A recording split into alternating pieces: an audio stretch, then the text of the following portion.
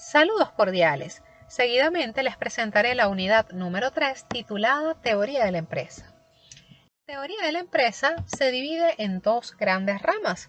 Primero vamos a analizar la teoría de la producción y seguidamente vamos a analizar la teoría de los costos. Ambas, tanto producción como costos, que forman parte de la teoría de la empresa o también llamada teoría de la firma, las vamos a analizar en este curso considerando únicamente el corto plazo. ¿Y qué significa corto plazo? Corto plazo es un periodo de tiempo en el cual la empresa opera teniendo al menos un insumo o factor productivo fijo, ¿sí? Recordemos que los factores productivos por excelencia se clasifican en tres grandes grupos. Esos grupos son tierra, trabajo y capital. Los veíamos en las unidades anteriores. Entonces, en el corto plazo, al menos un insumo, repito, es fijo. Por lo general, las empresas trabajan en el corto plazo. Por ejemplo, un insumo productivo capital pudiese ser el local comercial.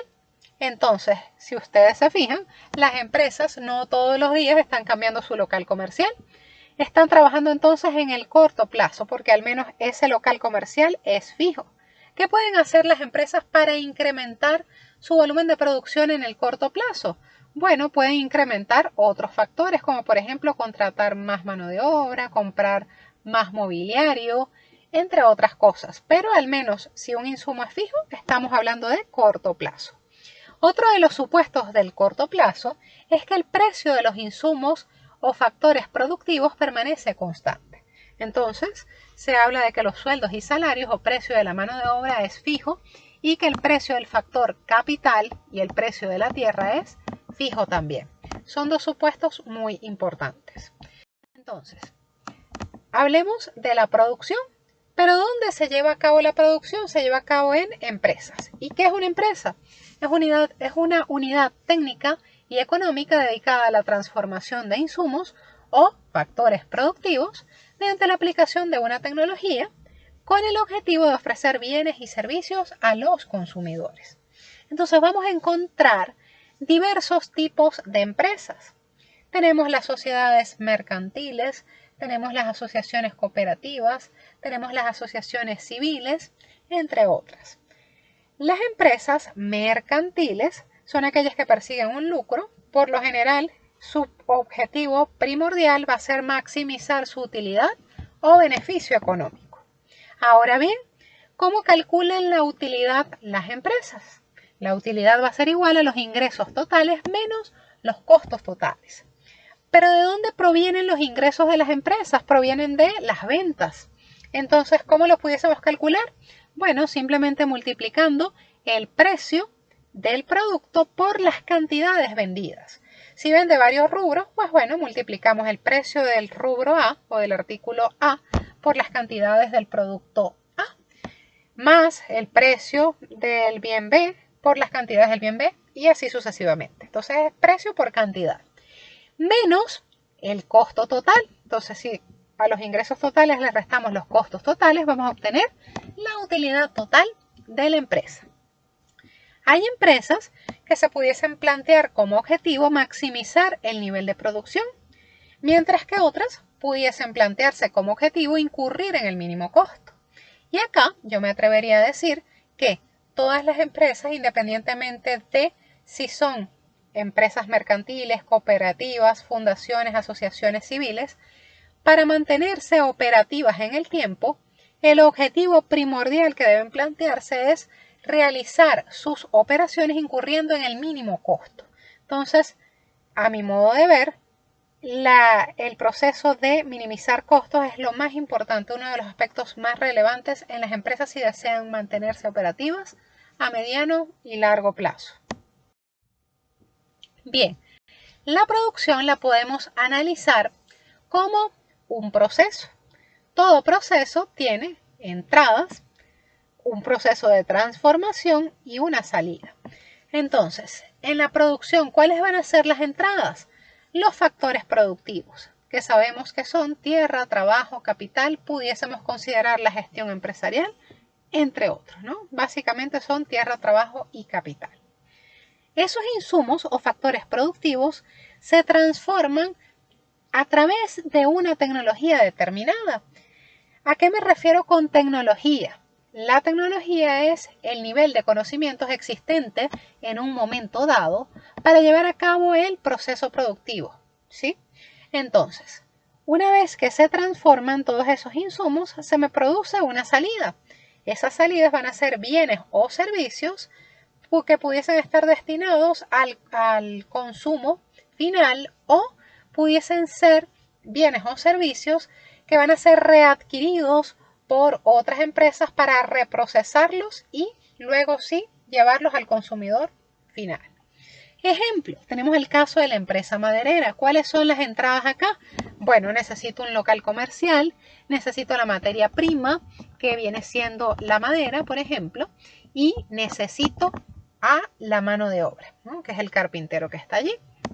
¿Cuál es el nivel de tecnología existente en el momento para llevar a cabo el proceso de transformación de la madera? Bueno, necesitamos una cinta métrica, una sierra eléctrica, sierra manual, un martillo, clavos, entre otras herramientas, un esmeril de repente, entre muchas otras herramientas que se requieren. Se transforman todos esos insumos con la tecnología existente en este momento para llevar a cabo este proceso productivo y se me pudiese generar un bien o servicio para el consumo final, como por ejemplo una silla o una mesa. Del proceso productivo de la madera también se me pudiesen generar bienes intermedios, como por ejemplo el aserrín. El aserrín pudiese ser readquirido por terceras empresas y reprocesado para producir un bien destinado al consumo final, como por ejemplo el caso del lecho sanitario para los animalitos. Entonces, vemos acá que en este ejemplo podemos evidenciar las tres fases del proceso de producción. Tenemos además en esta lámina que los factores productivos se clasifican en dos grandes grupos. Tenemos los factores productivos fijos y los variables. Los fijos son aquellos que sus cantidades no se pueden modificar de inmediato sin incrementar el costo del factor. Por ejemplo, la propiedad, planta y equipo y el personal gerencial. Yo no puedo cambiar la propiedad, planta y equipo de la empresa de manera inmediata, ¿no? Y en caso de ameritar realizar un cambio en mi planta, esto va a representar un incremento significativo en mi costo de producción. El personal gerencial. El personal gerencial es la mano de obra que se encarga del pensamiento estratégico en mi empresa, que se encarga de la toma de decisiones. No es por menospreciar, pero el personal gerencial es de suma importancia, de mayor importancia de hecho que los operarios a veces en la empresa, porque en muchas ocasiones, con frecuencia, es más difícil lograr encontrar un gerente eficaz, eficiente, a encontrar, por ejemplo, a un buen carpintero. Entonces, lo repito, no por menospreciar, pero es así, es la persona encargada de las tomas de decisiones fundamentales que van a permitir que mi empresa se mantenga en funcionamiento. Entonces, tenemos por otro lado los factores productivos variables. Los factores productivos variables son aquellos que sus cantidades se pueden modificar de inmediato sin generar aumentos considerables en el costo del factor. Por ejemplo, la materia prima y el trabajo no calificado. ¿Qué hacen los gerentes? Volvemos acá con los gerentes. Los gerentes realizan planificación estratégica. Por ejemplo, en las empresas medianas, grandes, los gerentes requieren tienen que tener un plan A, un plan B y un plan C. En el caso de los proveedores de materia prima, por ejemplo, si me falla el proveedor A, contacto al B. Si me falla el B, contacto al C. Lo que no se puede permitir es que el proceso productivo se paralice. Lo mismo ocurre con el trabajo no calificado. El gerente debe tener una visión amplia y tener a su disposición una cartera de potenciales empleados que realicen funciones de trabajo no calificado, como por ejemplo los carpinteros. Si los carpinteros me quedan mal, el proceso productivo de la empresa no puede dejar de producir. Entonces contacta operarios eventuales. para suplir a aquellos que por razones de diversa índole dejen de asistir. Lo importante es que el proceso productivo no se paralice. El hecho de que se modifique el proveedor de materia prima o que se modifique las personas, la mano de obra no calificada, no me representa aumentos considerables en el costo del factor. Entonces, a esto se refiere. Bien. Hablemos un poco más de lo que es el corto y el largo plazo en la producción. ¿Qué puede hacer una empresa para variar el nivel de producción? En el corto plazo, ¿qué pudiese hacer? Modificar un factor productivo. Pudiese modificar más de un factor productivo y todavía estaríamos hablando de proceso productivo en el corto plazo. Pero si modifica todos los factores de producción, ya allí no estamos hablando de corto plazo, sino de largo plazo. Las empresas tienen distintas opciones. Entonces, vamos a diferenciar un poco y a puntualizar lo que es el corto y el largo plazo. El corto plazo, entonces, lo podemos definir como un periodo de tiempo en el que por lo menos un insumo permanece fijo. Podrá variar todo, pero si al menos un insumo permanece fijo, estamos trabajando en el corto plazo. Es el caso del local que les planteaba al inicio de esta presentación. El corto plazo envuelve las operaciones del día a día de la empresa que trabaja con una capacidad máxima de producción. Entonces vemos, si nosotros hacemos un recorrido por el centro de la ciudad o por alguna zona industrial de la ciudad y vemos distintos tipos de empresas funcionando, la mayoría de ellas está operando en el corto plazo. Mientras que el largo plazo, ¿qué es? Es un periodo de tiempo mínimo en el cual todos los insumos o factores productivos varían. Se define como un concepto de planeación en el cual la capacidad productiva cambia. ¿Cuándo hacemos referencia a largo plazo? Cuando, por ejemplo, a una empresa le va muy bien en sus operaciones, obtiene un gran margen de rentabilidad y desea expandirse, abrir una nueva sucursal. En el momento en que la empresa se expande, abre una nueva sucursal, necesita más mobiliario para dotar esa nueva sucursal. Necesita más materia prima, más mano de obra. Fíjense que absolutamente todos los insumos productivos cambian.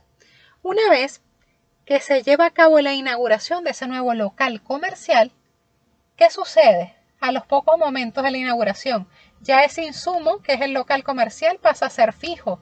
El mobiliario pasa a ser fijo. Una serie de factores pasan a ser fijos. Y al haber al menos un factor fijo, pasamos de nuevo al corto plazo, ¿sí? Entonces, por eso se define el largo plazo como el mínimo periodo de tiempo en el cual todos los insumos productivos cambian. Luego de ello, volvemos al corto plazo.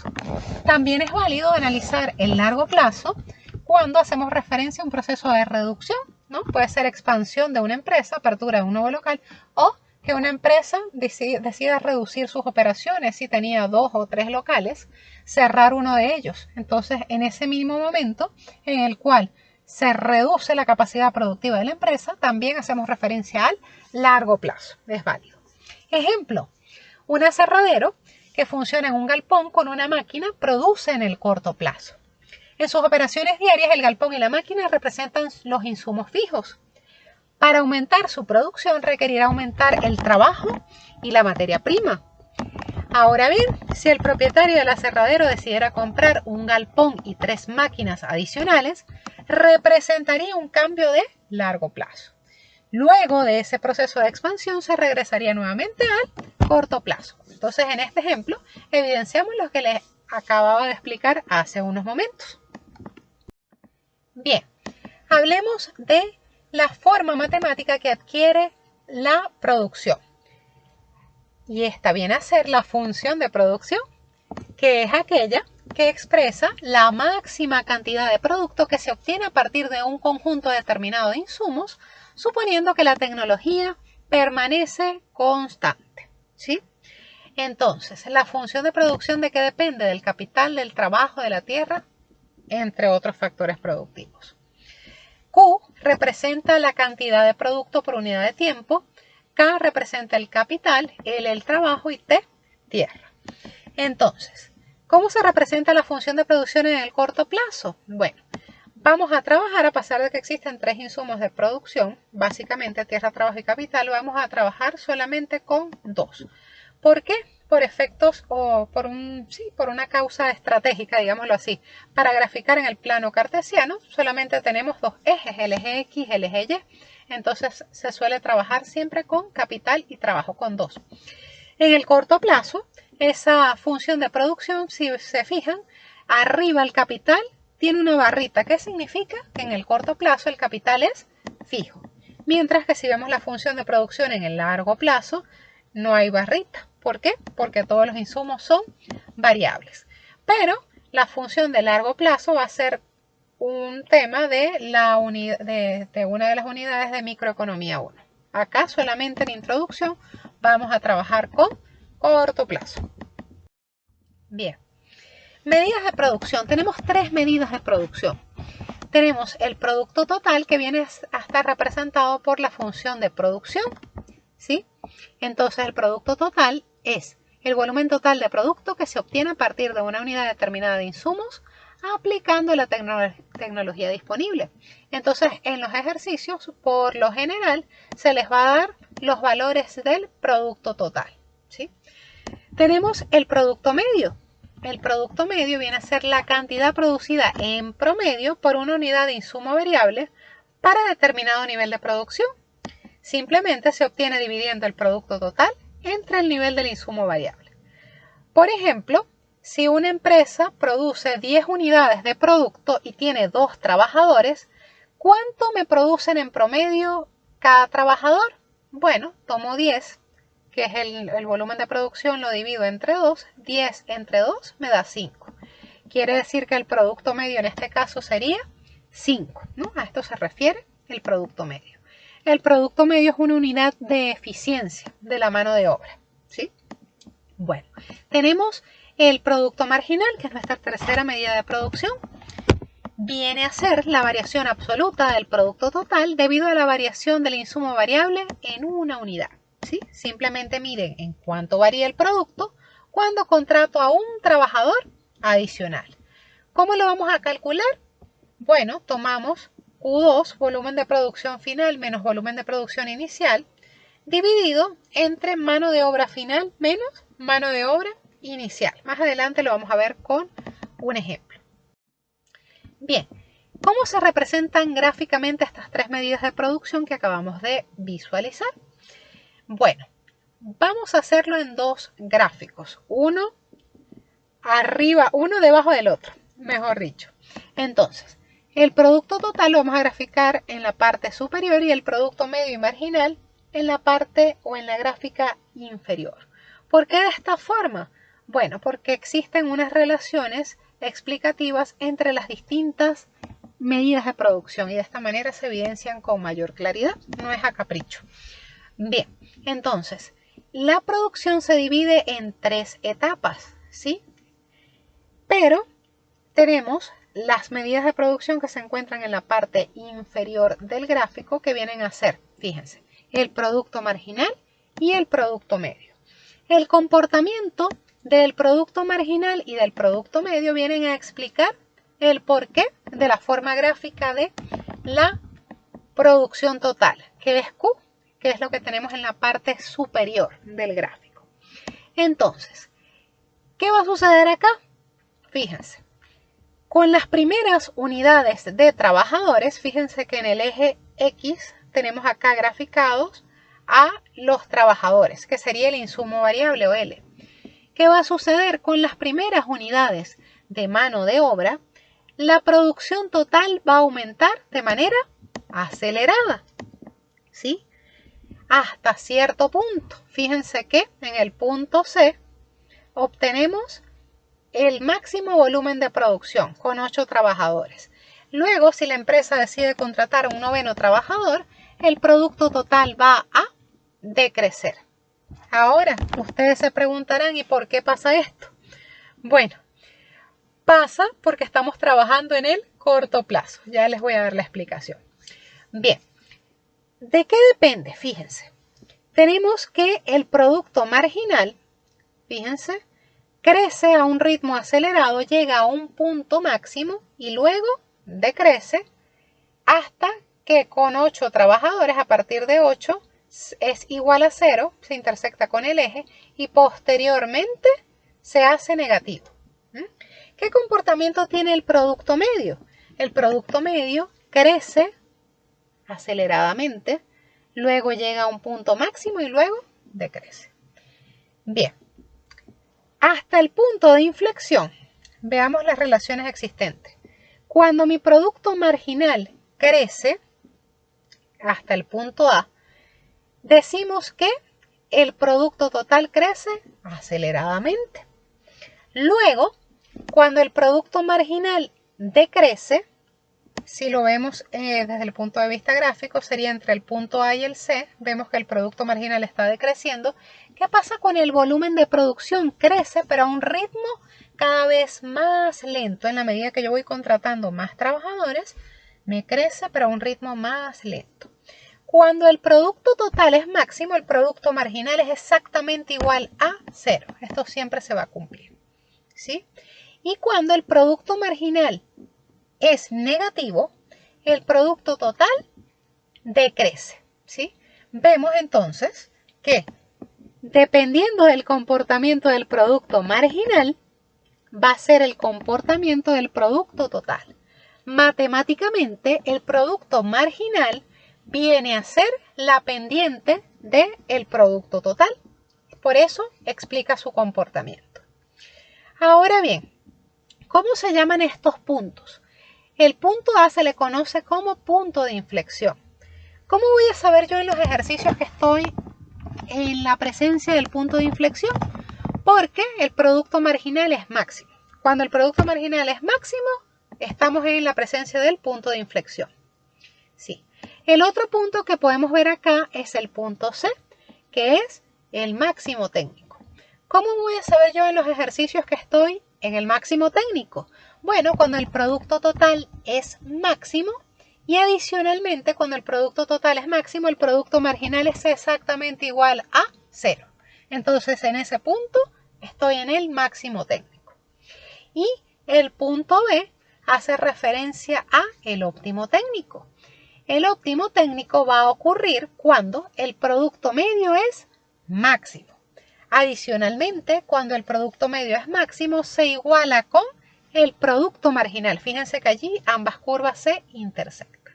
Y en este puntico, cuando el producto medio es máximo, se dice que se alcanza la máxima eficiencia por unidad de mano de obra. ¿Sí? Es el punto en el cual los trabajadores, en promedio, cada uno de ellos le aporta más a la producción que en ningún otro punto. Ahora bien, fíjense, ¿por qué creen ustedes que en la segunda etapa, si yo les acabo de decir que el producto medio y el producto marginal explican el comportamiento del producto total, ¿por qué creen ustedes de que, a pesar de que el producto medio y marginal decrecen, el producto total sigue creciendo? Bueno, esto se explica porque, a pesar de que la eficiencia de la mano de obra se reduce en la segunda etapa, existe algo que me impulsa ese crecimiento. ¿Y cuál es ese crecimiento? ¿A qué se debe? Se debe a la eficiencia del factor capital. Porque si bien el factor capital en el corto plazo está fijo, existe, ¿sí? Y es lo que me genera ese impulso, que la producción en la segunda etapa siga creciendo a un ritmo cada vez más lento hasta llegar a un máximo. Ya del punto C en adelante, tanto la eficiencia del factor trabajo, que viene decayendo en la segunda etapa, como la eficiencia del factor capital, que se mantiene fijo, pero también es eficiente hasta cierto punto. Bueno, ya en la etapa 3, ninguno de los dos son eficientes y eso hace que mi producción decrezca, ¿sí? Entonces, etapas de la producción. ¿Hasta dónde me llega la etapa número 1? Hasta el óptimo técnico, ¿sí? La etapa número 2 viene a estar representada entre el óptimo técnico y el máximo técnico. Y del máximo técnico en adelante tenemos la etapa número 3. Pero y ustedes se preguntarán, ¿a qué se debe este comportamiento? Este comportamiento se debe a que estamos en presencia de un proceso productivo en el corto plazo. y en el corto plazo al menos un insumo es variable. Entonces, imagínense ustedes que tienen un local comercial y que quieren ampliar sus operaciones y que adicionalmente compran más mobiliario, contratan más mano de obra, compran más mercancías o insumos de producción. Lo pueden hacer hasta cierto punto, pero va a llegar un momento en que su capacidad instalada va a representar un freno, va a representar un límite para ustedes. Va a llegar un momento en el cual si ustedes contratan un gran número de mano de obra, en lugar de incrementar la producción, lo que van a hacer es que se van a entorpecer los unos a los otros. ¿Por qué razón? Porque están dentro de un espacio físico determinado, en este caso, un local comercial determinado. Esto se representa a través de una ley que se conoce Ley de los Rendimientos Marginales Decrecientes. ¿Qué me señala esta ley? Que cuando un insumo fijo se combina con cantidades crecientes de un insumo variable, a partir de cierto punto el producto total comienza a decrecer. Ocurre un colapso y por eso mi producto total cae. Esto, ojo, ocurre únicamente en el corto plazo. Ocurre en el corto plazo porque, repito, tenemos un insumo fijo. En el largo plazo no se da la ley de los rendimientos marginales decrecientes porque sencillamente todos los factores productivos varían. Ustedes se preguntarán, ¿y entonces en cuál etapa es conveniente producir? Bueno, el empresario lo que requiere es maximizar su volumen de producción y el volumen de producción se maximiza en el punto C, en el máximo técnico. Y el máximo técnico se encuentra presente en la segunda etapa de la producción. Entonces, por ello es conveniente producir en la segunda etapa. Tenemos acá un ejemplo. Fíjense, arriba en la gráfica superior tenemos el producto total. Luego, en la parte inferior, en los gráficos inferiores, tenemos el producto marginal representado con azul y el producto medio. Entonces podemos identificar allí fácilmente los tres puntos. Fíjense, ¿cuál sería el punto de inflexión? El punto de inflexión viene a ser el máximo del producto marginal. Si se fijan, en la gráfica del producto total vemos cómo antes de A, de 0 hasta A, el producto total crece a un ritmo acelerado. Luego, del punto A en adelante, el producto total sigue creciendo, pero a un ritmo más lento, hasta que llega a un máximo y luego decrece. Bien, cuando el producto marginal, fíjense, intersecta al eje de la mano de obra o al eje X, vemos que efectivamente estamos en presencia de el máximo técnico. ¿Sí? Ocurren esas dos condiciones en el máximo técnico. Repito, producto marginal igual a 0, producto total máximo. Ahora bien, analicemos la gráfica inferior. Y en el gráfico inferior lo que podemos evidenciar es el óptimo técnico. El óptimo técnico se encuentra dado por dos condiciones. La más importante de ellas, la que siempre se cumple, es que el producto medio es máximo. Repito, en ese punto se da la máxima eficiencia por unidad de mano de obra. Y adicionalmente, en ese punto se intersecta el producto marginal con el producto medio. En ese punto, que es el punto B, sería la línea fronteriza o la línea que divide la primera de la segunda etapa de producción. Entonces, la primera etapa de la producción llega hasta B. La etapa número 2 se encuentra comprendida entre los puntos B y C. Y la etapa número 3, en este caso, estaría del punto C en adelante, ¿no? Allí tenemos entonces este ejemplo. Finalmente, tenemos acá un ejemplo numérico. ¿Sí? Ya lo vimos de forma gráfica, ahora vamos a verlo de manera algebraica. ¿Qué se les va a suministrar en los ejercicios? Se les va a suministrar el número de trabajadores. En este caso, fíjense que los trabajadores varían de uno en uno, ¿no? 0, 1, 2, 3 y así sucesivamente. No siempre es así, pudiesen haber ejercicios en los cuales la mano de obra incrementa de 2 en 2 o de 5 en 5. Entonces, atentos con esto al momento de los cálculos. Y adicionalmente se les va a suministrar en los ejercicios el producto total, o Q. Entonces, a partir de estos dos elementos, se les va a pedir que ustedes calculen el producto medio y el producto marginal. ¿Cómo calculamos el producto medio? Bueno, simplemente dividimos el producto total entre el número de mano de obra. Entonces, con 0 no vamos a tener ningún valor, porque dividir entre 0 es una indeterminación. Para el siguiente nivel tenemos 1.3 entre 1, 1.3. 3 entre 2, 1.5. 5.4 entre 3, 1.8. Y así sucesivamente, ¿no? Simplemente dividimos la columna del producto total entre la columna del número de mano de obra y obtenemos el producto medio. ¿Cómo obtenemos el producto marginal? Recordemos que el producto marginal lo obtenemos a través de la variación del producto total dividido entre la variación de número de obreros, en este caso. Pero como los números de obreros van incrementando de 1 en 1, entonces siempre vamos a dividir entre 1, porque cuando yo reste 1 menos 0, me da 1. Cuando resto 2 menos 1, me da 1. Entonces, acá vamos a tomar en consideración sobre todo el numerador de la fórmula, ¿sí?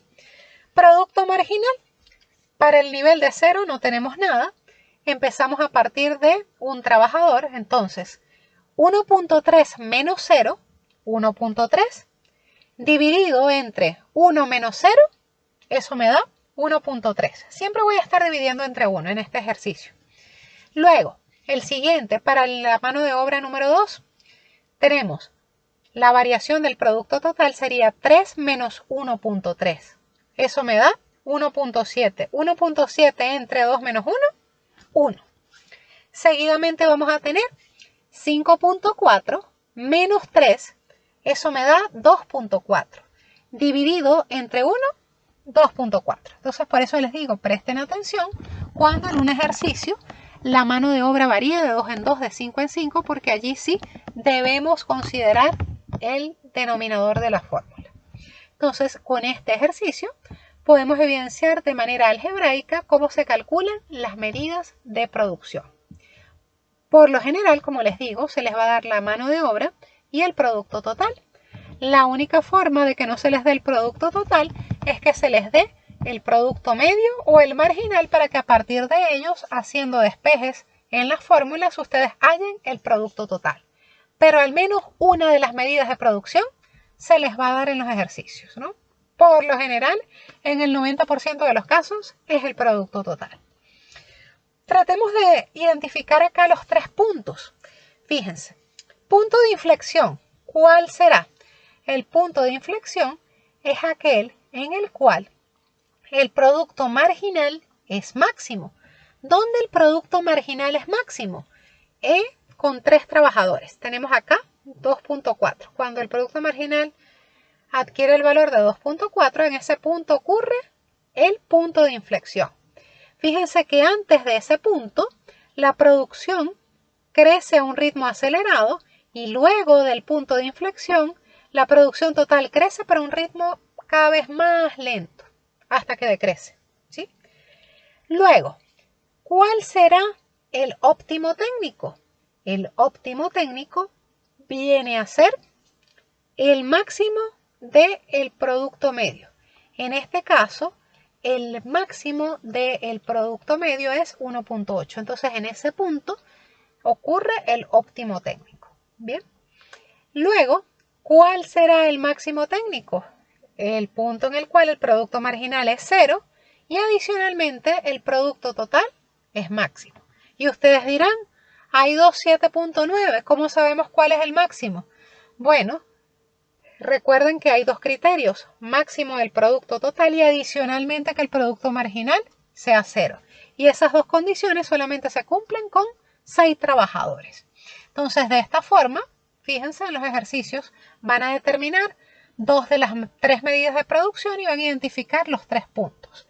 Y se les pudiese pedir adicionalmente que grafiquen y que identifiquen las 3 etapas de producción. Entonces, con esto finalizamos lo concerniente a la teoría de la producción en el corto plazo.